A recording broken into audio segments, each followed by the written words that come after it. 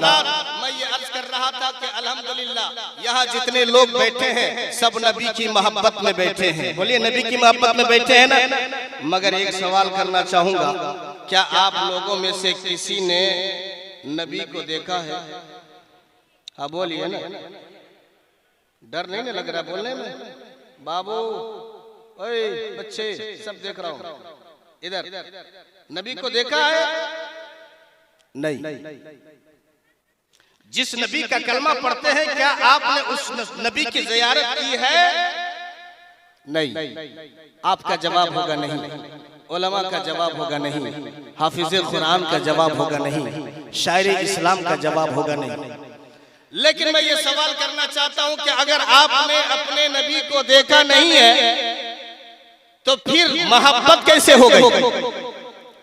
इसलिए कि मोहब्बत के लिए देखना जरूरी है। कितने लोग अगर समझ रहे हैं आप मेरी बात तो जरा बोलो सुभान अल्लाह। मोहब्बत के लिए देखना जरूरी है। जब तक इंसान किसी खूबरू को न देखे, जब तक इंसान किसी खूबसूरत को न देखे, जब तक इंसान किसी अच्छी चीज को न देखे, उसको उससे मोहब्बत नहीं होती है। इसलिए कि कोई भी हुस्न का बाजार उस वक्त तक नहीं सस्ता जब तक कि उस हसीन पर किसी आशिक की नजर न पड़ जाए। क्या आपने नहीं देखा कि अगर मजनू ने लैला से मोहब्बत की है तो लैला को देखने के बाद मोहब्बत की है।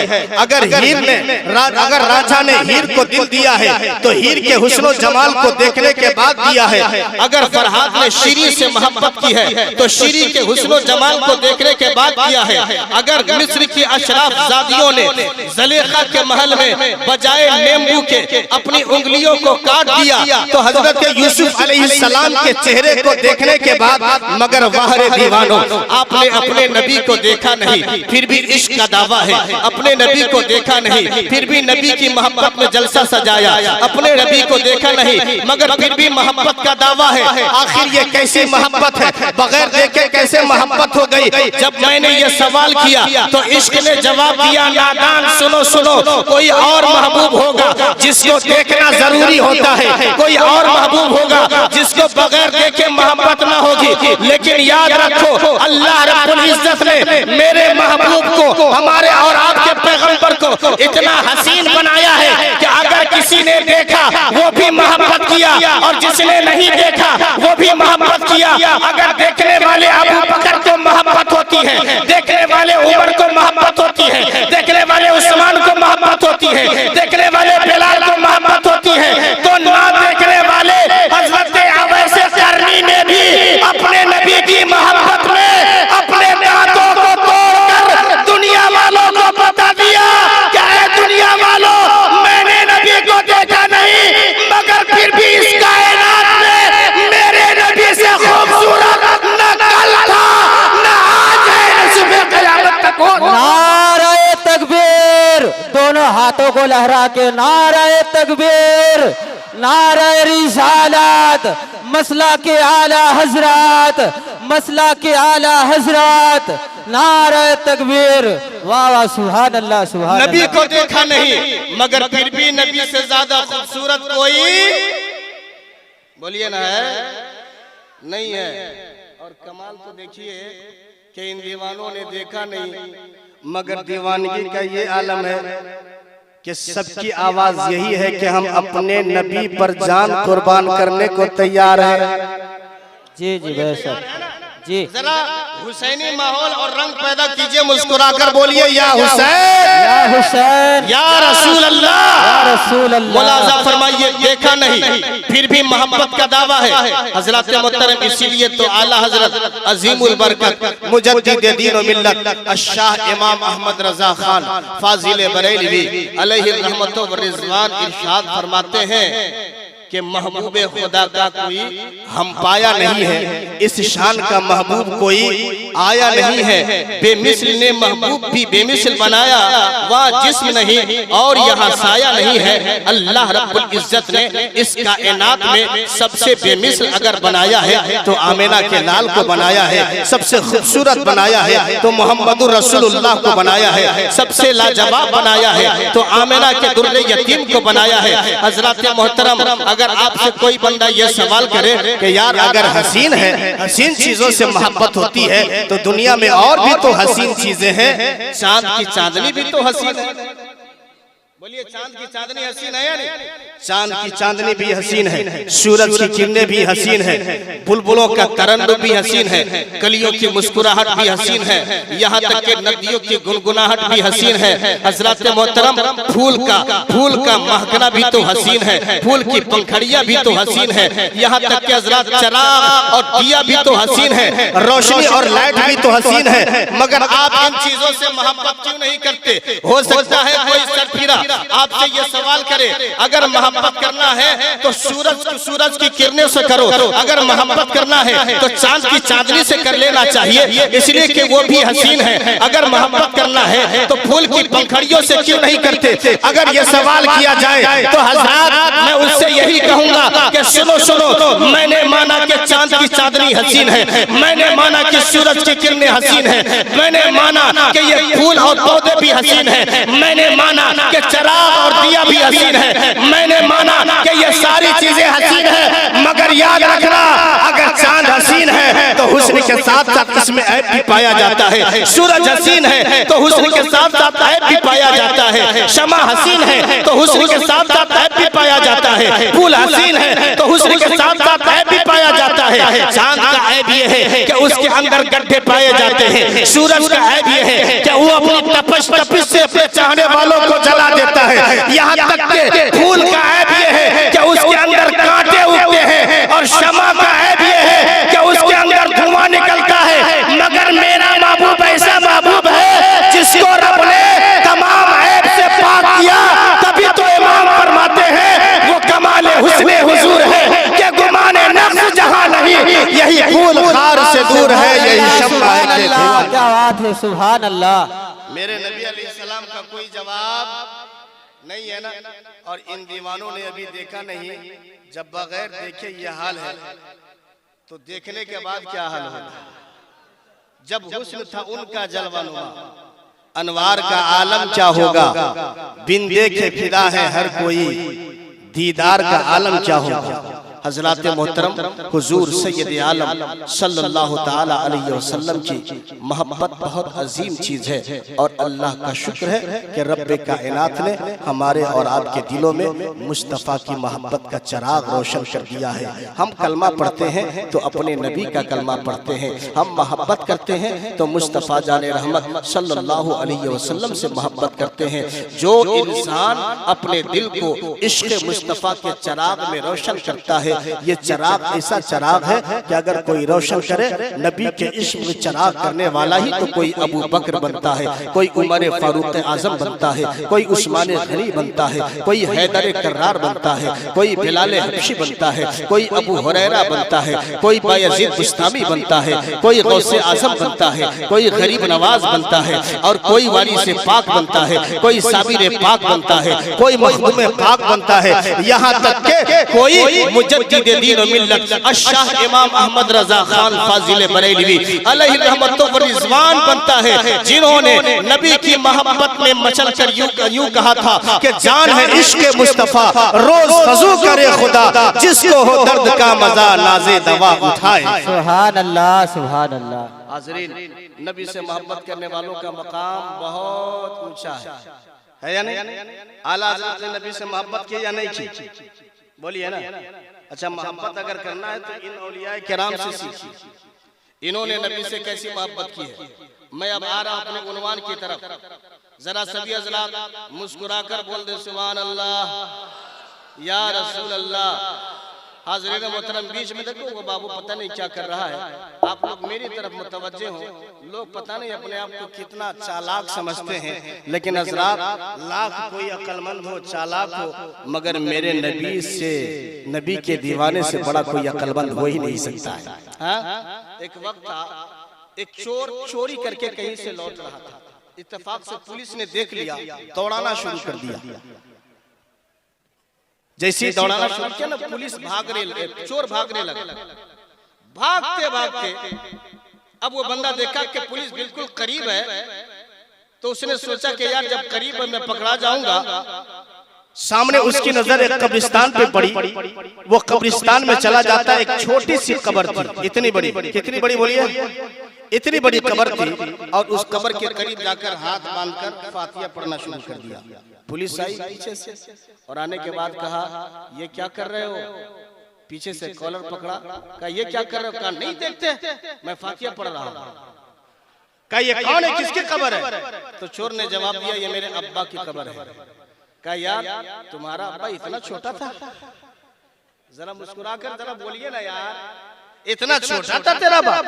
कहा नहीं आप जानते नहीं हो, मेरा बाप बचपन में ही इंतकाल कर गया था।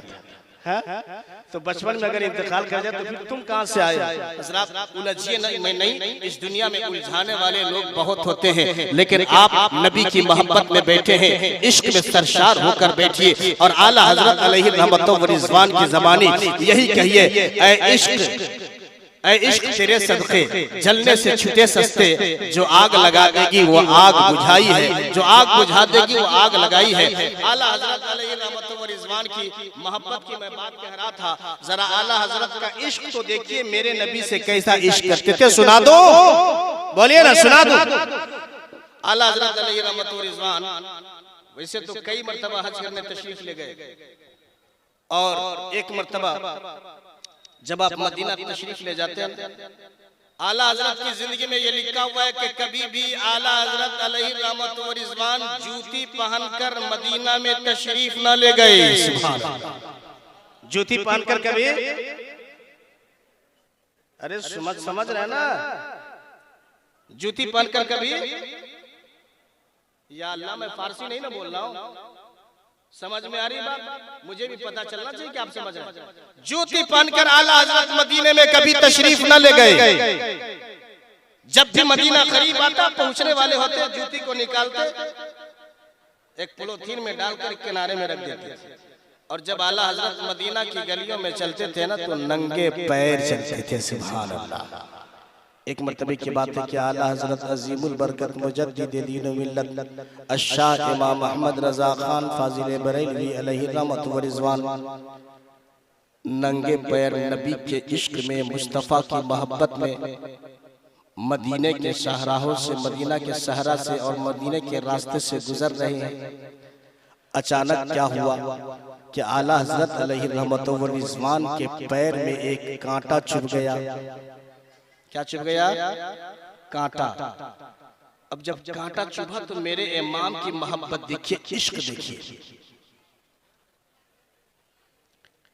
हम और आप होते तो कांटा निकालते, टूस करते, निकाल कर फेंक देते, मगर आला हजरत को अपने नबी के दयार की हर चीज से कैसी मोहब्बत थी। आला हजरत अलैहि रहमतुल्लाह व रिज़वान को कांटा जैसे ही चुभा, आला हजरत ने कांटा निकाला और हाथों में यूं लेकर, कांटे को यूं लेकर कहते हैं, खारे सहरा नबी पाँव से क्या काम तुझे। कांटा होता है, क्या होता बोले? कांटा। आला हजरत ने यूं कांटा निकाला और कांटा निकालकर हाथ में लेकर कहते हैं, खारे सहरा ए नबी पाँव से क्या काम तुझे,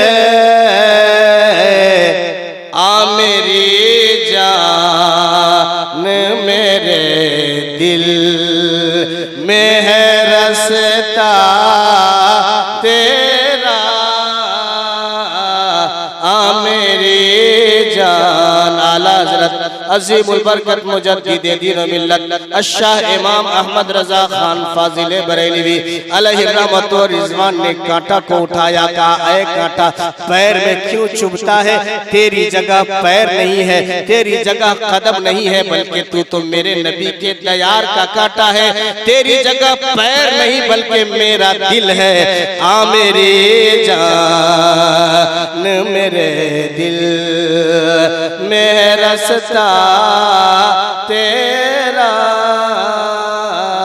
और आला हजरत अज़ीमुल बरकत मुजद्दिद दीन व मिल्लत अश-शाह इमाम अहमद रज़ा खान फाजिल बरेलवी अलैहि रहमत व रिज़वान आगे यूं इरशाद फरमाते हैं, ऐ मदीने की हवा दिल मेरा अफसुरदा है, ऐ मदीने की, ऐ मदीने की हवा दिल मेरा अफसुरदा है, सूखी कलियों को खिला जाता है झोंका तेरा। अगर आपने आला हजरत की मोहब्बत की बात सुनी है, आला हजरत जब मोहब्बत करते थे नबी से, यही वजह है ना कि एक मर्तबा आला हजरत अज़ीमुल बरकत मुजद्दिद दीन व मिल्लत अश-शाह इमाम अहमद रज़ा खान फाजिल बरेलवी को किसी ने दावत दी और आपके एजाज के लिए, इकराम के लिए एक पालकी को भेज दिया, मगर आला हजरत अलैहि रहमत व रिज़वान पालकी पर बैठकर चलने तो लगते हैं, मगर जैसे ही कुछ कदम आगे बढ़ते हैं, मेरे इमाम ने पालकी वालों से कहा, ऐ पालकी वालों जरा पालकी को नीचे रखो, इसलिए कि यहाँ पे मुझे मुस्तफा के गुलशन की महक आ रही है, यहाँ पे आले नबी की खुशबू आ रही है। आला हज़रत इमाम इश्क व मोहब्बत इमाम अहमद रज़ा खान फाजिल बरेलवी ने जैसे ही कहा नीचे रखो, इसलिए कि आले नबी की खुशबू आ रही है, अल्लाह अकबर, तमाम कहारों ने नीचे तो रख दिया, मगर नीचे रखने के बाद हाथ जोड़कर खड़े हो गए, कहा, ऐ आला हज़रत, ऐ मुजद्दिद दीन व मिल्लत, आखिर माजरा क्या है कि आपने पालकी को नीचे रखवा दिया है? कौन सी गुस्ताखी हो गई है, कौन सी बेअदबी हो गई है कि आपने पालकी को नीचे रख करके हमें और आपको इस तरह रुस्वा, हम लोगों को रुस्वा किया? आखिर माजरा क्या है? कोई बेअदबी तो नहीं हो गई है? तो उस वक्त मेरे इमाम ने फरमाया, नहीं नहीं, कोई बेअदबी नहीं हुई है, बल्कि यहाँ पे मुझे मुस्तफा के घराने की खुशबू आ रही है, आले नबी की खुशबू आ रही है, एक सैयद की खुशबू आ रही है। दस्ता दस्ता कहने लगे, बता तुम में से कौन सैयद है? एक शख्स खड़े हुए, कहा, या रसूल अल्लाह, इसमें आपकी गलती तो नहीं है ना, इसमें आपका कसूर तो नहीं है ना, मैं सैयद जरूर हूँ, मगर बड़ा ही फकीर हूँ, बड़ा ही गरीब हूँ, और मेहनत मजदूरी करके अपनी जिंदगी को गुजारा करता हूँ, अपने बच्चों की परवरिश करता हूँ, अगर मजदूरी ना करूँ तो कुछ भी नहीं मिलेगा।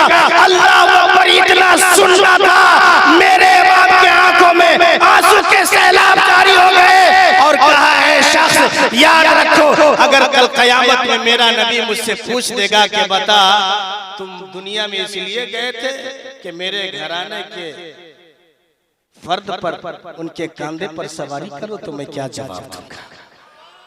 ये इश्क है या नहीं? क्या जवाब दूंगा? आला हज़रत अलैहि रहमत व रिज़वान रोने लगे, और सिर्फ रोए नहीं बल्कि अपनी पगड़ी को उतारा, और अपनी पगड़ी को उतारने के बाद आला हजरत ने उन सैयद आले रसूल के कदमों में डाल दिया, और कदमों में डालने के बाद कहा, या रसूल अल्लाह, तेरी नस्ल पाक में है बच्चा बच्चा नूर का, तू है ऐने नूर, तेरा सब घराना नूर का। अल्लाह अकबर, कुर्बान जाइए। तो आला हजरत इमाम इश्क व मोहब्बत इमाम अहमद रज़ा खान फाजिल बरेलवी अलैहि रहमत व रिज़वान का इश्क था, लेकिन अल्लामा जामी जिनसे मैंने शुरुआत की थी, बस उनकी एक बात सुना दूं, सुनेंगे भाई? जी लगा कर बोले सुभान अल्लाह। इश्क हो तो ऐसा हो, इश्क हो तो ऐसा हो। अल्लामा जामी रहमतुल्लाह अलैह कई बार मदीना गए, कई बार मदीना तशरीफ ले गए।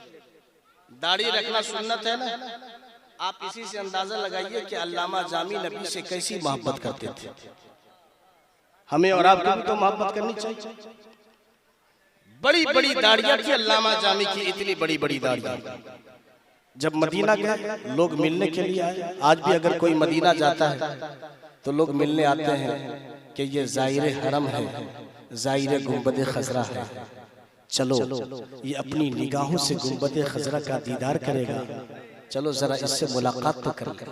लोग आते हैं या नहीं मिलने के लिए? भाई लोग आए। अल्लामा जामी की इतनी बड़ी बड़ी दाढ़ियां थी, बड़े बड़े शागिर्द भी थे, चाहने वाले अकीदतमंद भी थे, मगर जब अल्लामा जामी मदीना गए और वहां काफी अरसे रह गए, जब वहां सब लौट के आते हैं, फिर लोग आए मुलाकात करने के लिए, दोबारा मिलने के लिए, तो लोगों ने क्या देखा कि अल्लामा जामी की दाढ़ी छोटी हो गई है। कैसी हो गई बोला ना, अगर दाढ़ी छोटी हो जाए तो इंसान का ज़हन फौरन यही जाता है कि लगता है इस बंदे ने दाढ़ी को कटवा लिया है। लोग आए देखकर ताज्जुब में पड़ गए कि अल्लामा जामी इतने बड़े आशिक़ रसूल, इतने बड़े अल्लामा, इतने बड़े फहामा, सब कुछ है, मगर अल्लामा जामी जब मदीना गए दाढ़ी ठीक थी, जब लौट कर आ रहे तो इनकी दाढ़ियां छोटी छोटी।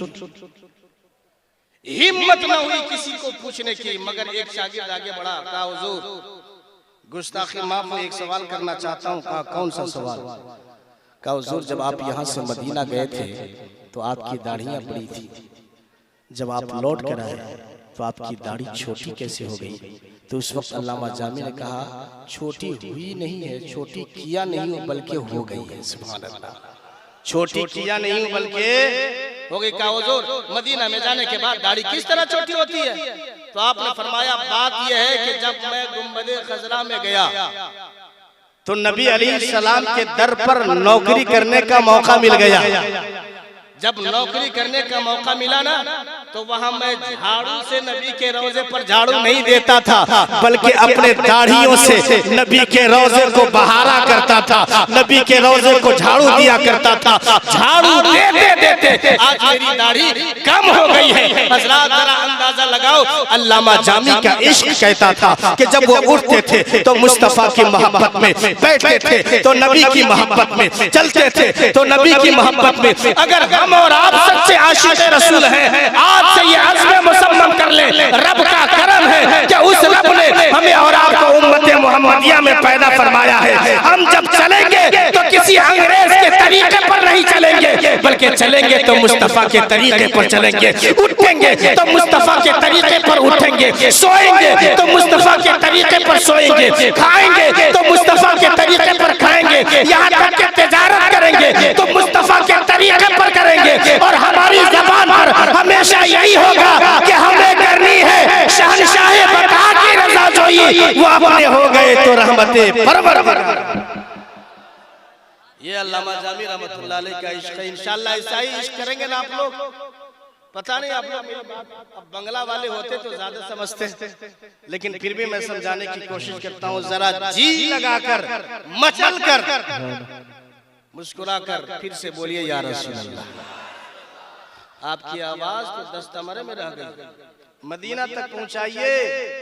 मदीना कैसे पहुंचेगी? मोहब्बत से हाथों को उठाकर बोलिए या रसूल अल्लाह, या हबीब अल्लाह। पीछे वाले भाई भी बोले इंशाअल्लाह आपको मेरे नबी मदीना से देख रहे हैं, क्योंकि आप किसी और के लिए नहीं आए बल्कि मुस्तफा के लिए आए। सभी लोग हाथों को उठाकर बोले या रसूल अल्लाह, या हबीब अल्लाह। मुलाजा फरमाइए, एक दीवाने की बात और याद आ गई, मैं आपको सुनाता चलूं। सुना दो।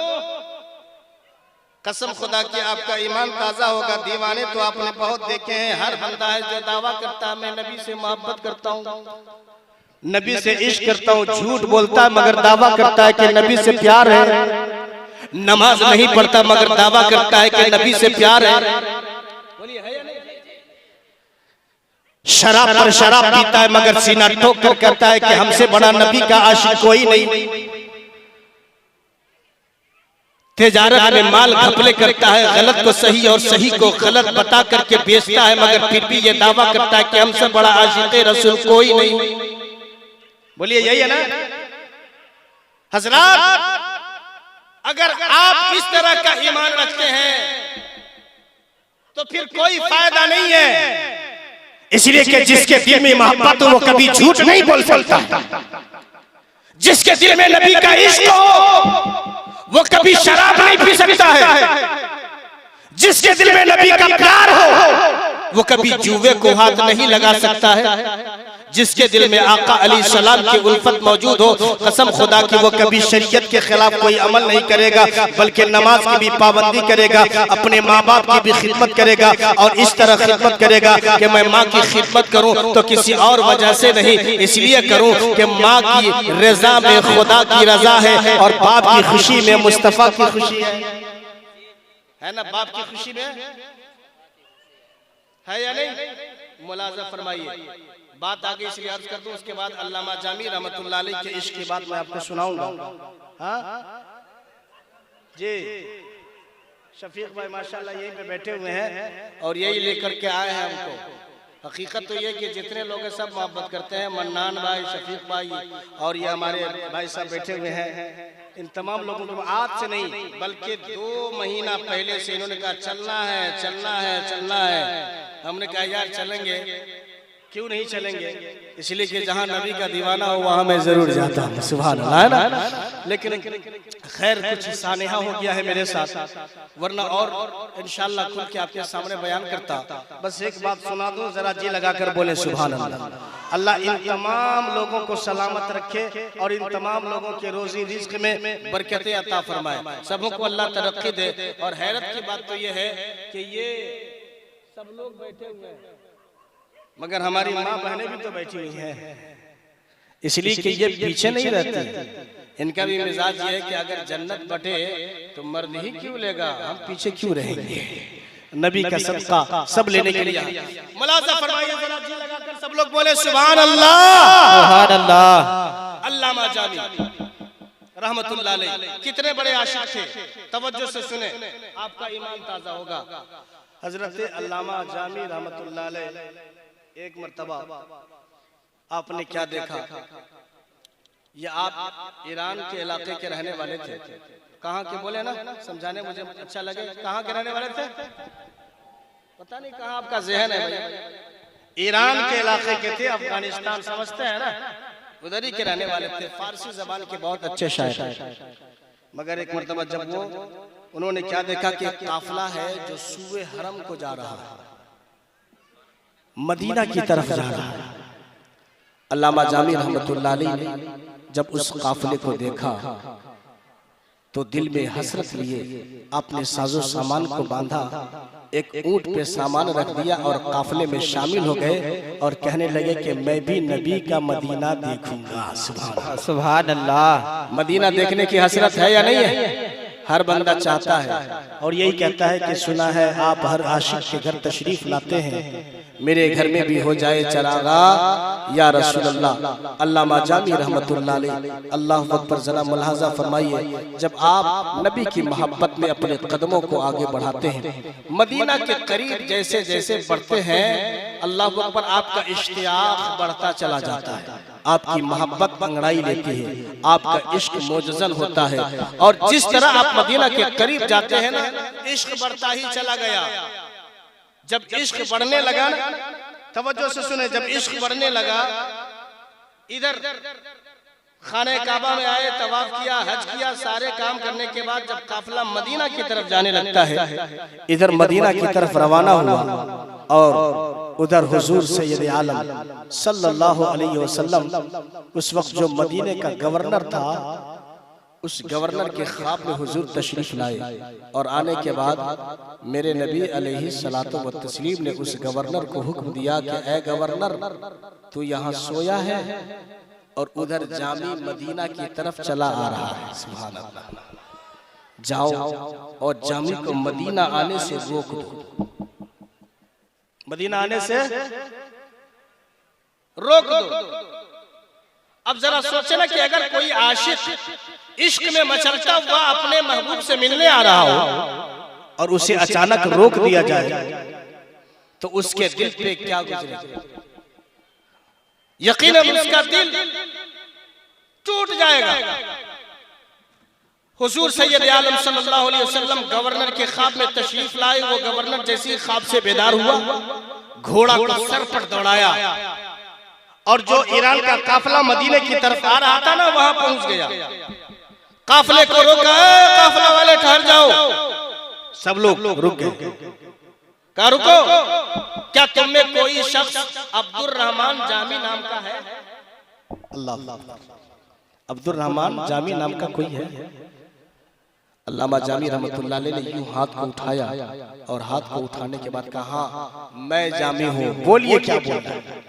तो गवर्नर ने कहा कि सुनो, काफिले के सब लोग मदीना जा सकते हैं मगर तुम मदीना, अरे बोलो ना भैया, नहीं जा सकते। एक आशिक के दिल पे चोट लगती, कहा यार सब मदीना जा सकते मगर मैं नहीं जा सकता। आखिर माजरा क्या? अल्लामा जामी रहमतुल्लाह अलैह नबी की मोहब्बत में और रोने लगे। का सब जा सकते, मैं नहीं जा सकता। आंखों में आंसू लिए हुए हैं, मगर जैसे ही आपको रोक दिया गया, आप मदीने की सरहद पर इधर उधर भटकते रहे। दिल है कि मानता नहीं, आपका दिल फिर भी बेकरार है नबी की मोहब्बत में, नबी के इश्क में इस कदर बेकरार है कि आपने सोचा और ठान लिया कि चाहे जो कुछ भी हो जाए मुझे मदीना जरूर जाना है, अपने आका की बारगाह में जरूर जाना है। अल्लाह, जब ये ठान लिया, जब ठानने के बाद अल्लामा जामी रहमतुल्लाह अलैह यूं सरहद क्रॉस करके दूसरे इलाके में आए और जहां तुर्की से एक काफिला आ रहा था, उस काफिले के करीब जाते हैं और काफिले के सरदार को कहा भाई रुको, कहां जा रहे हो? मदीना। कहा हाँ मदीना तो जा। अगर मदीना जा रहे हो तो क्या मुझे भी साथ ले चलो? तो काफिले के सरदार ने कहा हमारा रूल है, हमारा उसूल है कि हम किसी भी गैर मुल्की को अपने काफिले में शामिल नहीं करते। अल्लामा जामी ने कहा एक काम करो, मैं कुछ सिक्के देता हूँ। उस जमाने में सिक्के चलते थे, आज पैसे चल रहे हैं। मैं कुछ सिक्के देता हूँ और मुझे ले चलो अपने काफिले में। सिक्का देने पर काफिला का सरदार राजी हो जाता है। अल्लामा जामी रहमतुल्लाह अलैह ने फिर आपने शर्त रखी और कहा कि मैं काफिले में जाऊंगा मगर तुम लोगों की तरह सरेआम चेहरा खोल कर नहीं जाऊंगा।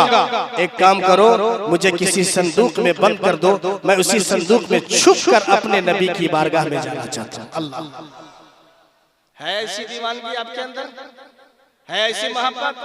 सिर्फ दावा तो हम कर लेते हैं, लेकिन अजान हो रही है, हमें नमाज से कोई मतलब नहीं। और हमारी माँ बहनें आखिर ये क्या समझती है कि नमाज सिर्फ मर्दों पर फर्ज है? क्या इन पर फर्ज है या नहीं है? बोलिए, माँ बहनों पर नमाज है या नहीं? अरे माँ बहनों को तो ऐसा बनकर रहना चाहिए कि लोग देखे तो कहे कि यार ये तो फातिमा ज़हरा की कनीज़ें हैं। सुभान अल्लाह। हज़रात नमाज पढ़िए। अल्लामा जामी रहमतुल्लाह अलैह अब एक संदूक में उनको बंद कर दिया जाता है। संदूक में बंद करके काफिला अब सूबे मदीना रवाना हो गया। लेकिन इधर काफिला जैसे ही बढ़ने लगता है, इतने में आका अलैहिस्सलाम फिर मदीना के गवर्नर के ख्वाब में तशरीफ लाए और आपने फरमाया, ऐ मदीना के गवर्नर, फिर तुम सो रहे हो, क्या तुझे मालूम नहीं है वो दीवाना, वो जामी फिर मदीने में आ रहा है। जाओ और किसी तरह जामी को मदीना में आने से रोक दो। अल्लाह अकबर। गवर्नर फिर घोड़ा सर पर दौड़ाता है और दौड़ता हुआ मदीना के सरहद पे पहुंच गया। जो काफिला तुर्क से आ रहा था उसने रोक लगाई और रोक लगाने के बाद कहा, बताओ तुम्हें कोई जामी है? कहा जामी तो यहाँ कोई नहीं। क्या कहा? जामी यहाँ कोई नहीं। जब इतना सुनना था ना, कहा नहीं, मैं ऐसे नहीं जाने दे सकता, तुम्हारे सामान की तलाशी लूंगा। अब तलाशी ली जाती है। एक ऊंट को देखा, दूसरे ऊंट के सामान को देखा, तीसरे ऊंट के सामान को देखा, लदे हुए तकरीबन 20 ऊंट की तलाशी ले ली मगर अल्लामा जामी कहीं न मिले। जब 30-40 तक पहुंचते हैं ना, तलाशी लेते लेते तो क्या देखा? अल्लामा जामी एक संदूक में यूं बंद होकर छुप कर नबी के रोजे पे जाना चाहते हैं। अल्लाह अकबर। कैसा इश्क है दीवानों, गौर करो। संदूक से यूं बाल पकड़ के गवर्नर ने अल्लामा जामी को बाहर निकाला। सोचो एक आशिक के दिल पे क्या गुजरी होगी। बाल को पकड़ के बाहर निकाला और कहा, ए जामी, क्या तुम्हें मना नहीं किया था कि मदीने में नहीं जाना है? फिर ये छुप कर क्यों जाते हो? जब इतना सुनना था ना, अल्लामी का दिल बेकरार हो गया, रोने लगे। अल्लामा जामी कहते हैं गवर्नर ये तो बताओ सब मदीने जा सकते हैं, आखिर मैं मदीना क्यों नहीं जा सकता, मेरी क्या गलती क्या कसूर है। गवर्नर कहता है मैं वो कुछ नहीं जानता, इतना जानता हूँ कि नबी ख्वाब में तशरीफ लाकर तुमको मदीना में आने से मना फरमा गए हैं। अल्लाह वो गवर्नर समझ रहा था कि ये बहुत बड़ा कोई गुनाहगार है, बहुत बड़ा कोई गुस्ताख है, लेकिन अल्लामा जामी रहमतुल्लाह अलैह को सर पकड़कर बाल पकड़कर बाहर निकाला और ईरान की तरफ धक्का दे दिया और कहा पलट जाओ, तुम मदीना नहीं जा सकते हो।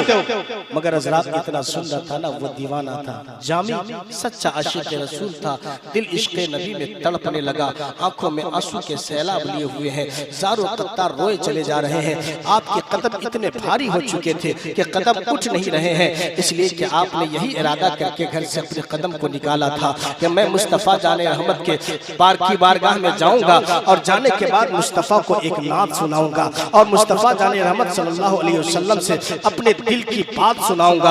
अल्लामा जामी रहमतुल्लाह अलैह के कदम भारी हो गए, आंखों में आंसू के सैलाब लिए हैं, लेकिन फिर भी आप लौट कर ईरान की तरफ नहीं आते हैं, बल्कि आपने क्या किया, फिर ठान लिया कि चाहे जो कुछ भी हो जाए मैं मदीना जाकर रहूंगा, मैं मदीना जाकर रहूंगा।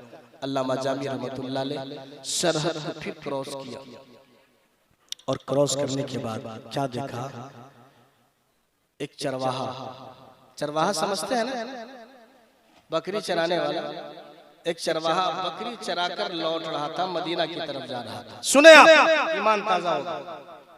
जब बकरी चराकर लौट रहा था ना, अल्लामा जामी करीब गए, भाई रुक जाओ, कहाँ जा रहे हो? मदीना जा रहा हूं। कहा मुझे भी साथ ले लो ना, मैं तुम्हारी बकरियों की देखभाल करूंगा। तेरी बकरियों की देखभाल कर। अल्लाह पर कैसी दीवानगी थी। उसने इनकार किया, मगर अल्लामा जामी ने कहा कि कुछ सिक्के देता हूँ, ले लो। सिक्का देने पर तैयार हो गया। अल्लाह पर अल्लामा जामी चरवाहा बनकर बकरी के चरवाहे के साथ मदीना की तरफ बढ़ने लगे। मगर जैसे ही मदीना की तरफ बढ़ते हैं, जब मदीना की सरहद आई, मदीना का बॉर्डर आया, तो अल्लामा जामी रहमतुल्लाह अलैह मदीना के बॉर्डर पर इंसान की तरह, चरवाहे की तरह नहीं घुस रहे हैं। नबी से इश्क का मिजाज समझिए। जब अल्लामा जामी रहमतुल्लाह अलैह मदीना की सरहद पर आए तो आपने एक बकरी की खाल ओढ़ ली। अल्लाह अकबर। क्या किया? बकरी की खाल ओढ़ ली, और जिस तरह बकरी चलती है ना, बकरी के रेवर में घुस करके अल्लामा जामी रहमतुल्लाह अलैह अब मदीना की तरफ बढ़ने लगे। इधर मदीना की तरफ बढ़ रहे हैं और उधर आका अलैहिस्सलाम फिर मदीना के गवर्नर के ख्वाब में तशरीफ ले आए और कहने लगे, ऐ गवर्नर तू सो रहा है, देखो वो जामी मदीना की तरफ घुसा चला आ रहा है, जाओ बकरी के रेवर में घुसकर मेरा दीवाना बनकर वो बकरी की खाल ओढ़ करके बकरियों के रेवर में घुस करके मदीना के अंदर आ रहा है। जब गवर्नर वहां पहुंचता है, बकरियों की तलाशी लेता है, क्या देखा अल्लामा जामी, बकरियों के खाल को ओढ़कर रेवर में तो है, और चलते चलते हाथ पैर सबसे खून निकल रहे हैं। अल्लाह, सबसे खून निकल रहे। अल्लामा जामी रहमतुल्लाह अलैह को यूं पकड़ा और कहा, तुझे बार बार मना किया मगर फिर भी तू मदीना चला आता है। गवर्नर गुस्से में आ गया, और गुस्से में आने के बाद उस गवर्नर ने मेरे अल्लामा जामी रहमतुल्लाह अलैह को कैद खाने में डाल दिया। जेल में डालना था कि उसी रोज हमारे और आपके पैगंबर जनाब मुहम्मदुर रसूलुल्लाह सल्लल्लाहु अलैहि वसल्लम उस गवर्नर के ख्वाब में फिर तशरीफ लाए, और लाने के बाद आपने फरमाया, ऐ गवर्नर ये तो बता, तूने उस जामी को कैद में कैसे बंद कर दिया है, जेल में कैसे बंद कर दिया है? मैंने तो ये कहा था कि उसको मदीना की सरहद में दाखिल न होने देना, इसलिए कि मदीने में आ जाएगा तो कयामत बपा हो जाएगी। कहा, या रसूल अल्लाह, मैं तो ये समझ रहा था कि ये कोई गुनाहगार, सियाकार, खताकार बंदा है जिसको आप नापसंद फरमाते हैं, इसलिए आप मदीना में आने से उसे मना फरमा रहे, बार बार रोक रहे हैं। मगर बार बार मना करने के बावजूद ये बंदा मदीने में दाखिल हो रहा था, इसलिए मैंने इसे गुनाहगार, खताकार समझकर कैद के अंदर बंद कर दिया है। इतना सुनना था तो मेरे नबी अलैहिस्सलातु व तस्लीम ने इरशाद फरमाया, ऐ गवर्नर सुन ले, ये कोई खताकार नहीं, ये कोई गुनहगार नहीं, ये तो मेरा सच्चा आशिक है। मैंने इसको मदीना में आने से इसलिए रोका था कि ये जब ये घर से चला था तो एक नात लिख कर आ रहा था और इसके दिल में ये इरादा था कि मैं ये नात मुस्तफा जाने रहमत की बारगाह में जाकर सुनाऊंगा। उसने जो दर्द लेकर, जो मोहब्बत लेकर, जो इश्क लेकर और नाते मुस्तफा को लिखकर जो मदीने की तरफ आ रहा था, जिस इश्क से वो मदीने आ रहा था, अगर वो मेरे रोजे पर आ जाता तो मुझको कब्र से निकलकर जामी का इस्तकबाल करना पड़ता, और अगर मैं कब्र से निकलकर जामी का इस्तकबाल करता तो कयामत पपा हो जाती, फितना पैदा हो जाता। इसीलिए मैंने फितना से बचाने के लिए तुमको ये कहा था कि जामी को मदीने मत आने देना। अल्लाह अकबर, नबी के ऐसे ऐसे दीवाने गुजरे हैं, हम भी अगर नबी के सच्चे दीवाने हो जाएं तो इंशाअल्लाह इस दुनिया में एक इनकलाब पैदा होगा और हम जिधर से गुजरेंगे दुनिया के लोग यही कहेंगे कि जब नबी के दीवाने का ये आलम है तो मोहम्मदुर रसूलुल्लाह का क्या। इसलिए सच बोलिए, हक बोलिए, अच्छे रहिए, नेक रहिए, नमाज पढ़िए, उलमा की खिदमत कीजिए, बड़ों का एहतराम कीजिए। मेरी गुफ्तगू अधूरी रही मगर इंशाअल्लाह फिर कभी मौका मिला तो मैं अपनी गुफ्तगू पूरी करूंगा।